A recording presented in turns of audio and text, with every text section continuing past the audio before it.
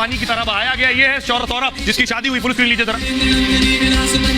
ये 200 करोड़ की शादी की तस्वीरें आप देख रहे हैं जिसमें बड़े बड़े एक्टर गए थे। और ये सौरभ भी बहुत पहुंचे हुए हैं। जूस बेचा करते थे पहले, ये जूस बेचने से लेकर 200 करोड़ की शादी तक कैसे पहुंचे ये भी आपको बताऊंगा। पहले जरा देखिए ये 200 करोड़ की अद्भुत शादी।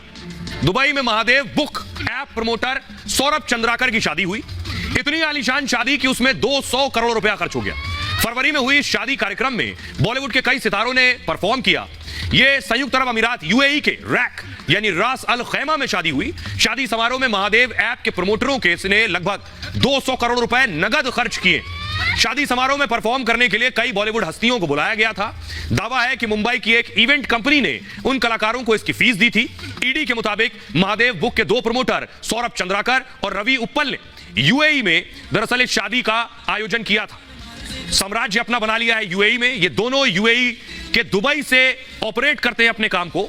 इसके एक प्रमोटर सौरभ चंद्राकर ने इसी साल यूएई में शादी की। शादी में सौरभ के रिश्तेदार नागपुर से यूएई प्राइवेट जेट से पहुंचे थे जिन्हें किराए पर लिया गया था। इस शादी समारोह में वेडिंग प्लानर, डांसर, डेकोरेटर को मुंबई से हायर किया गया था और सबको कैश पेमेंट के लिए हवाला चैनलों का इस्तेमाल किया गया। दुबई के एक 7 स्टार होटल में पार्टी हुई। इसका वीडियो जांच एजेंसियों के हाथ लगा है। अब जांच एजेंसियां जांच कर रही हैं। लेकिन आपको दिलचस्प बात बताऊं, ये जिसकी शादी में 200 करोड़ रुपए खर्च हुए, ये शख्स पहले जूस बेचा करता था। जूस की दुकान थी, वो भी छत्तीसगढ़ में, भिलाई में। ये देख रहे हैं, ये है सौरभ चंद्राकर। जूस की दुकान थी, अभी 5000 करोड़ का वांटेड है मनी लॉन्ड्रिंग के मामले में। अगली तस्वीर दिखाई। इसने बनाया ये महादेव बुक ऐप यानी सट्टेबाजी का ऐप, बेटिंग ऐप। बहुत से लोग इसे खेलते हैं, इसमें पैसा लगाते हैं और जीतते भी हैं, हारते भी हैं। बेटिंग ऐप के जरिए पैसा लगाया। अब मैं आपको बताऊं कि सौरभ कैसे जूस बेचने से लेकर 200 करोड़ की शादी तक पहुंच गया। ये आप देख रहे हैं, ये सौरभ की दुकान और ये सौरभ का मकान। 5000 करोड़ की मनी लॉन्ड्रिंग में सौरभ का नाम है। महादेव ऑनलाइन एक बेटिंग ऐप है और सौरभ चंद्राकर, रवि उप्पल इसके प्रमोटर हैं। 5000 करोड़ की मनी लॉन्ड्रिंग में दोनों इस वक्त वांटेड हैं, तलाश रही ईडी। सौरभ और रवि दोनों छत्तीसगढ़ के रहने वाले हैं, जो इनका एक साथी है। महादेव ऑनलाइन 30 जगहों से ऑपरेट होता है।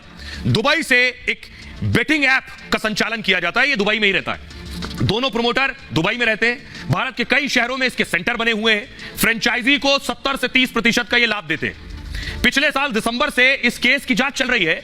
ईडी ने पिछले महीने बेटिंग ऐप सेंटर पर छापा मारा था। छापेमारी में थोड़ा बहुत नहीं, 417 करोड़ की अवैध संपत्ति जब्त की है। 417 करोड़। रायपुर, कोलकाता, भोपाल सहित 39 ठिकानों पर रेड हुई। सौरभ कभी छत्तीसगढ़ के भिलाई में जूस बेचा करता था। कभी महादेव जूस सेंटर के नाम से इसकी दुकान है जूस की। ऑनलाइन सट्टेबाजी ऐप्स पर वो दांव लगाता था और खुद 10 से 15 लाख रुपए हार गया। सौरभ का दोस्त रवि भी सट्टेबाजी में 10 लाख रुपए हार गया। दोनों पर सट्टेबाजी सिंडिकेट से पैसा लौटाने का दबाव था। इसके बाद दोनों ने भिलाई से दोनों भाग गए दुबई। दुबई में पहले दोनों ने छोटा मोटा काम किया। इसके बाद महादेव बुक ऐप लॉन्च किया। खुद की शादी में 200 करोड़ रुपए खर्च दिए। अब आपको बताऊं कि आखिर मनी लॉन्ड्रिंग का जो मामला है, क्या होता है ये मनी लॉन्ड्रिंग जिसमें 5000 करोड़ का वांटेड है ये सौरभ। मनी लॉन्ड्रिंग के तहत पैसा, मनी लॉन्ड्रिंग, इससे आप समझ सकते हैं, मनी मतलब पैसा, लॉन्ड्री मतलब धुलाई। धुलाई यानी धुलाई करके काले को सफेद कर दिया जाता है। यही है, समझ लीजिए, मनी लॉन्ड्रिंग। काले धन को वैध करने का तरीका है। अवैध कमाई को इससे छिपाया जाता है। अवैध कमाई को पहले सफेद बनाया जाता है यानी ब्लैक को व्हाइट किया जाता है। फिर असली मालिक के पास वो पैसा आ जाता है जब व्हाइट हो जाएगा। सबसे पहले अमेरिका में इसका इस्तेमाल हुआ। माफिया समूहों ने अवैध कमाई को किस तरह से सफेद किया। मनी लॉन्ड्रिंग कई तरीके से की जाती है। फर्जी कंपनी बना ली और कंपनी में पैसा लगा दिया। फर्जी कंपनी बनाई, एक आम कंपनी की तरह होती है फर्जी कंपनी, लेकिन इसमें कोई संपत्ति लगी नहीं होती है। यह कंपनी सिर्फ कागजों पर बनाई जाती है और इन कंपनी की बैलेंस शीट में बड़े बड़े लेन देन होते रहते हैं। पैसे छिपाने के लिए किसी कंपनी में निवेश कर दिया जाता है। मकान, दुकान, मॉल भी खरीद लिया जाता है कई बार काली कमाई से। इसके जरिए भी काला धन सफेद हो जाता है। यह भी एक तरीका है। अब आपको बताऊं कि जो ऐप बनाया महादेव बुक ऐप, ऐसे बहुत से ऐप भारत में काम कर रहे हैं। अंग्रेजी में इसे बेटिंग ऐप कहते हैं, हिंदी में ये सट्टेबाजी ऐप है। लेकिन क्या ये सट्टेबाजी ऐप भारत में वैध है? भारत में चलते हैं ये सट्टेबाजी ऐप? पिलर ग्राफिक्स है। आपको बताऊं, भारत में कानून भी है, कई राज्यों ने इसे बैन भी कर रखा है, लेकिन ये कई जगहों पर लीगल भी है। भारत में सट्टा पूरी तरह से गैर कानूनी है, लेकिन ऑनलाइन सट्टा अवैध नहीं है। राज्य सरकारों ने ऑनलाइन गेमिंग ऐप पर सख्ती दिखाई। कुछ राज्यों में ऑनलाइन गेमिंग ऐप बैन है, राज्यों में इन्हें रोकने के लिए अलग अलग कानून है। संसद में ऑनलाइन गेमिंग रेगुलेशन बिल पेश हुआ था। इसमें ऑनलाइन गेम्स को रेगुलेट करने की बात हुई। कंपनियों को सेल्फ रेगुलेटर सिस्टम बनाना है, जिसे कहते हैं SRO।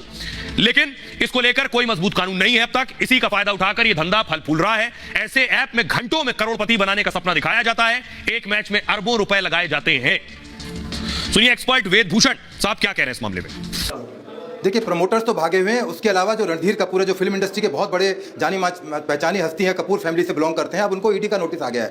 क्योंकि जो ये तब जानकारी में आया, नॉलेज में आया, जब दुबई के अंदर एक शादी थी जिसमें 250 करोड़ रुपए का अनुमान लगाया जाता है, शादी में खर्च किया गया। इतनी भव्य शादी है, उसके पीछे महादेव ऐप जिसका नाम सामने आ रहा है, जिसमें सट्टा व्यापार जिसको आप बोलते हैं आमतौर पर पुरानी भाषा के अंदर, परंतु अब चूंकि डिजिटल फॉर्म में आ गया है और यह अंदाज लगाया जा रहा है कि कम से कम 45 ऐप्स इस तरह के वहां पर चल रहे थे। उसके अलावा 200 करोड़ रुपए की डेली की आमदनी थी। श्रीलंका, दुबई और दूसरे बड़े बड़े शहरों से इसके तार जुड़े नजर आ रहे हैं। इस बारे में और भी बड़े सारे खुलासे होंगे, काफी जानकारियां मिलेंगी और इस तरह के जो इलीगल ऐप चल रहे थे उनके खिलाफ सरकार जरूर कोई ना कोई कायदा कानून और उनको शिकंजे में लाने के लिए